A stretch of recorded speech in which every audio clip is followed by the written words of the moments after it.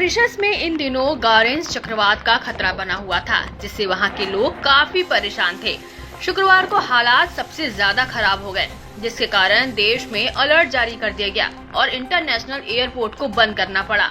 लेकिन अब स्थिति धीरे धीरे सामान्य हो रही है और एयरपोर्ट को फिर से खोल दिया गया है। सार्वजनिक क्षेत्र के कर्मचारियों को भी वापस काम पर लौटने की सलाह दी गई है। मॉरिशस की लगभग 48% आबादी हिंदू है और यह देश चक्रवात के कारण कठिन दौर से गुजर रहा है। तूफान के चलते यहाँ लॉकडाउन जैसे हालात बन गए थे। मॉरिशस के साथ साथ पास के अन्य द्वीपों पर भी इस चक्रवात का असर देखा गया। शुक्रवार को सबसे ज्यादा खतरा था, क्योंकि ऐसा लग रहा था कि चक्रवात सीधे मॉरिशस से टकराएगा। अब चक्रवात का खतरा कम हो रहा है।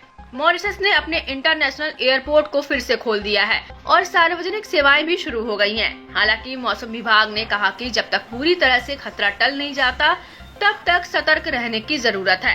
चक्रवात गारेंस ने पास के द्वीप ला रीयूनियन में भारी तबाही मचाई। शुक्रवार की सुबह जब तूफान वहां पहुंचा, तो 3 लोगों की मौत हो गई और हजारों घरों की बिजली कट गई। अधिकारियों ने पर्पल अलर्ट जारी किया था, जो सबसे ऊंचे स्तर की चेतावनी होती है। तूफान की रफ्तार 234 किलोमीटर प्रति घंटे तक पहुंच गई थी। करीब 18,000 घरों में बिजली नहीं थे और 17,000 घरों में पानी की आपूर्ति बंद हो गई थी।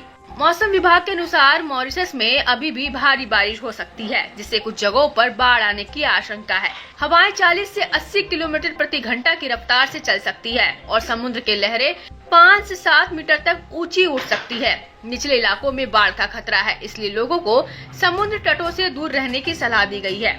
शुक्रवार को जब चक्रवात का अलर्ट जारी किया गया, तो लोग खाने पीने का सामान खरीदने के लिए सुपरमार्केट में लंबी कतारों में खड़े थे।